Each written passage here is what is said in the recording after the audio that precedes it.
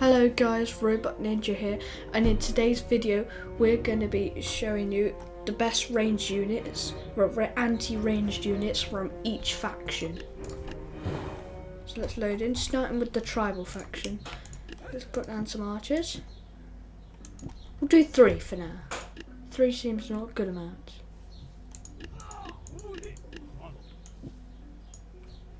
And we have the protector. Let's look at him. See, he didn't die. We're going to be trying to defeat these archers at the same time. So now I kind of regret that. This is going to be kind of hard. All these guys are shield. Oh, I got him.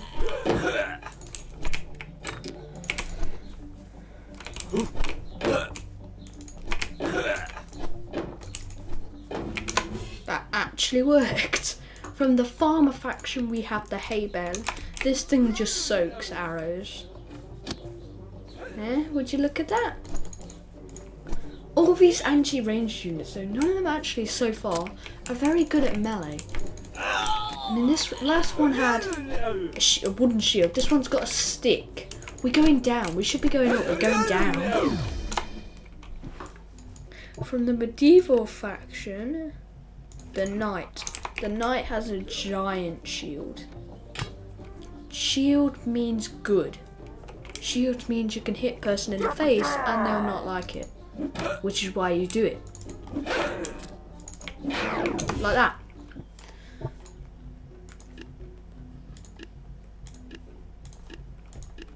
I do have a bunch of custom factions, so I'm not going to go through any of them. Unless you want to. From the ancient faction, we actually, now I think about it, have a couple. Yeah, we have a couple actually. First up, shield bearer. Pretty much the same reason as oh, I take it back. This protector has done a better job, and he's from a couple of years ago. A few more years ago than this guy. Since this guy costs more, you would expect him to do better, but he died the first time.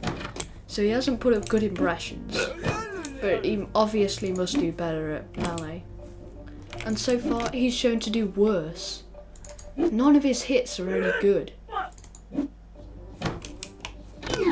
And he died again. That guy does not get another chance. Next up, the hoplite. He's got a shield. It may not be too big, but this guy's way better at melee. Like, he's the main one. I mean, look at this.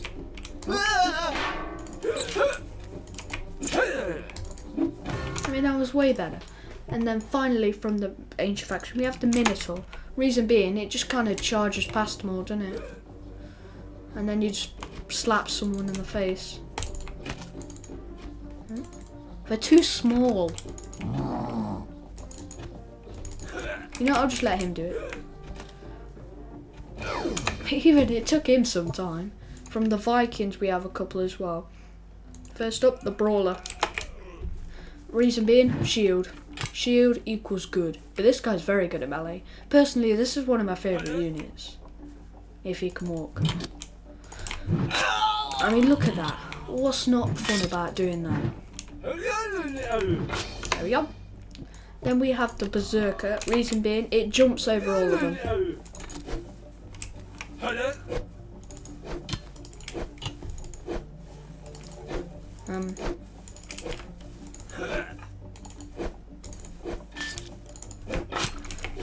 There we go. And finally, we have the Valkyrie, being it charges again. All the charging ones are the good.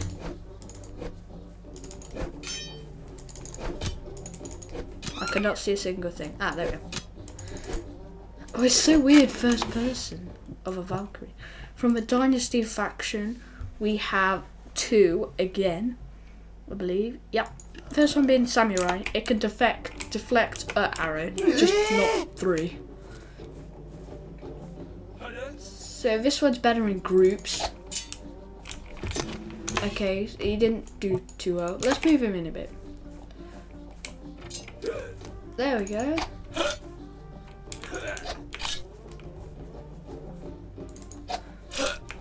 Let him shoot, let him shoot. Deflect. And then there we go. From the Renaissance faction, we have one, I believe, yeah, being the painter. Because of that, he just straight up dodges. He's like, nah, not today, bro. And then you can watch him take years to kill someone.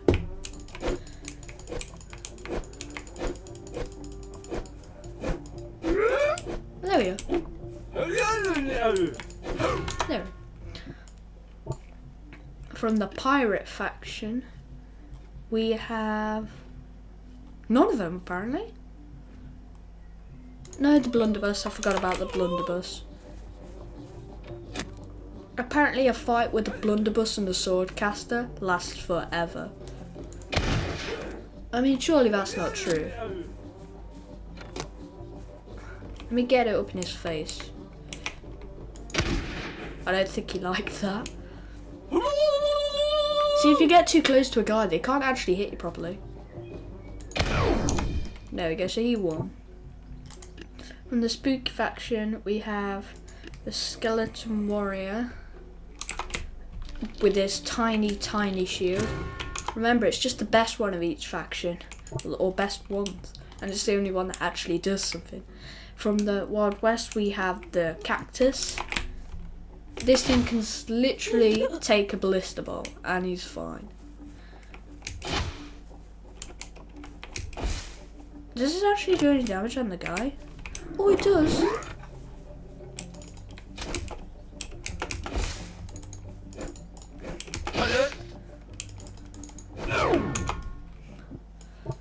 But surely if they all stick to the cactus, he's going to have nowhere to actually grab anyone else. From the Legacy faction, we have the barrel roller because it moves quickly.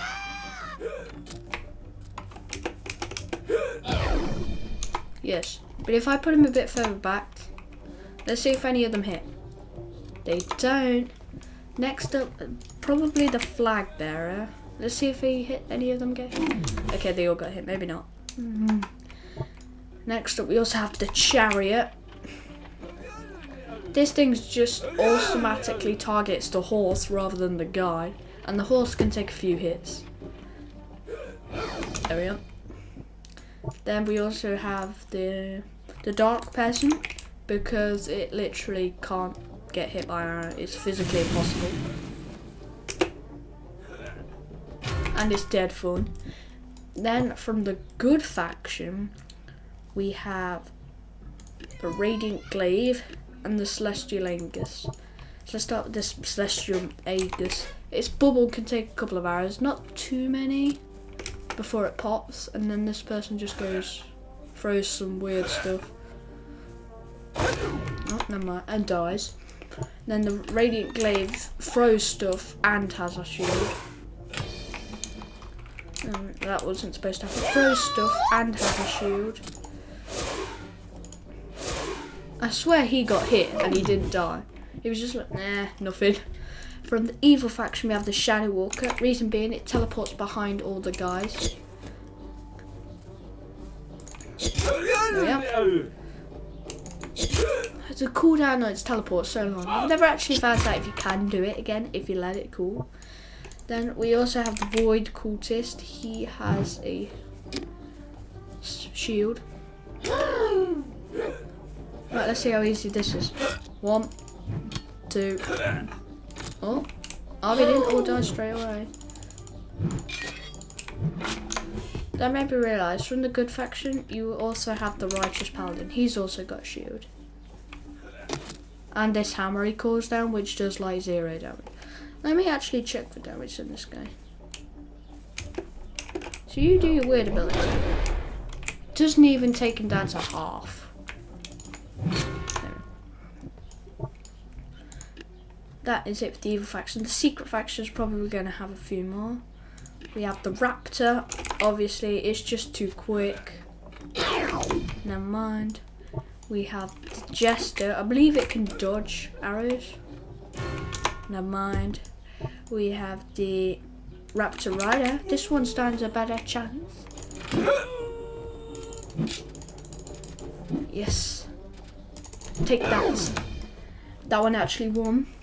Then we have the present. Oh, surprisingly, its present acts as a shield. So they. Never mind. But I want to see what we get. What? Throw it first.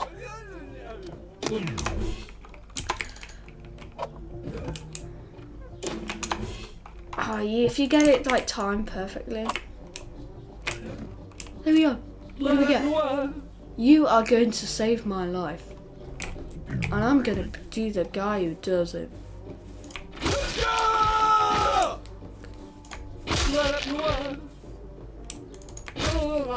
That's what I thought. That's right. Then we have the cavalry, probably. And the jouster from the Renaissance faction. Because this guy's got a shield. I did not tell him to charge. Does he just do that? Next up we have the okay, not two of them. The samurai giant. Because it can deflect lots of arrows. It can even deflect a ballista bolt. So these guys don't stand a chance.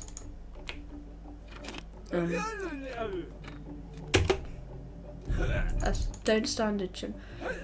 Can you like not hit the floor? Do I have to use this foot stomp? There we go. Then we also have Lady Red Jade. I'm pretty sure she can deflect projectiles.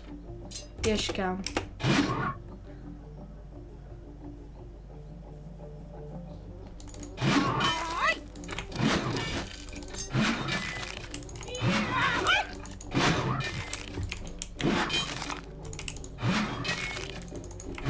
There we go. Then we have the Shogun. He can also deflect projectiles. He's just a better samurai.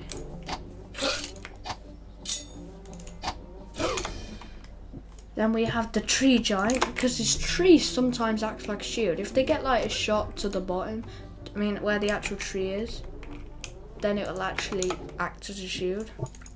And then finally, that's it. That is every single faction covered and all the units that it's good against. And if you want a unit that's good against a ranged unit, just pick a ranged unit that has more range than the other ranged unit, because then you'll always win. Or just get a bunch of healers. Or cheerleaders. Or Cupid. But anyway, don't forget to like and subscribe, and I think that's going to be the end for today's episode. So thank you for watching, and bye.